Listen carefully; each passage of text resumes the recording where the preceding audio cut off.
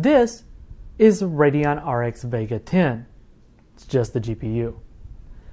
This is Radeon RX Vega 64 liquid cooled.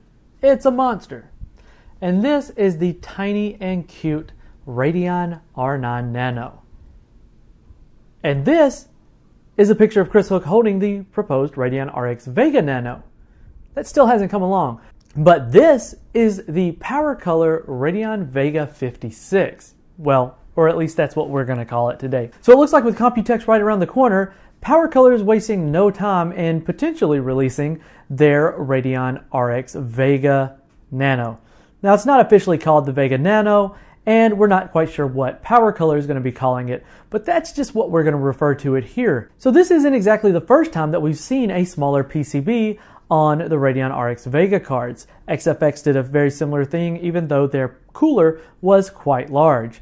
But what we can tell in the picture, or the image rather, of the PowerColor RX Vega Nano is that it is significantly shorter and smaller than, well, the other variants, especially that of the reference model.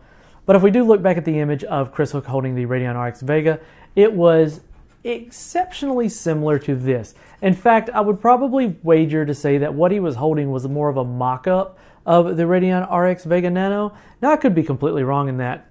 Hopefully I am, because it looked quite sick, and well, maybe one day I'd get a hold of this, another one. But with them going with the Vega 56, it will allow them to potentially keep the core clocks higher. We've got an 8+6 pin on there, so we'll definitely be able to get plenty of power delivery. One of the ways that AMD was able to make the original R9 Nano so successful in its performance was it ran all off of a single 8-pin and had 175 watt TDP.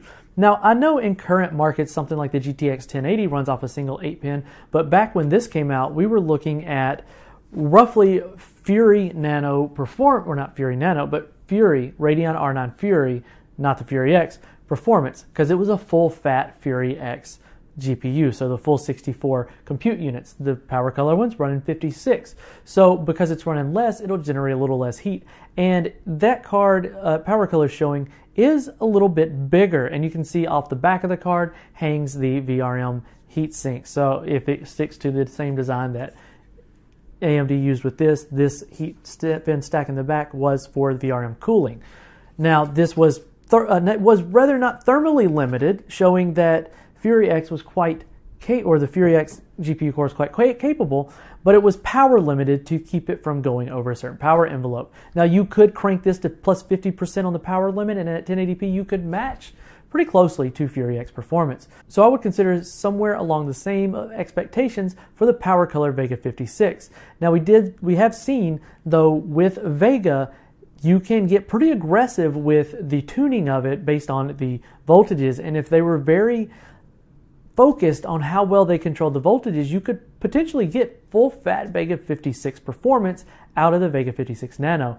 And it might be a little bit noisy, I would imagine, and probably run a little bit warm, but it should be great under the default settings, especially if you turn down the voltages a little bit.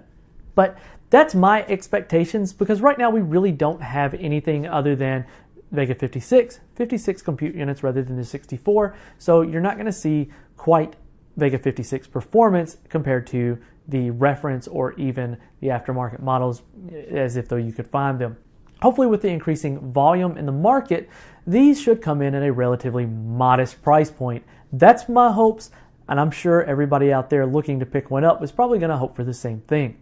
So I'd love to hear what your thoughts are on this particular card. Do you think it's kind of neat? Do you kind of see a hard place to put it? Because it is a bit bigger looking in the pictures than the R9 Nano, because you remember it stopped just beyond this PCB. It's actually the same length as an ITX motherboard, which makes it really, really cool. I'm looking forward to seeing what they release in the future, and if this does come to fruition, and how well it does perform. Well, this has been Keith with WCCF Tech TV, and we'll catch you all in the next video.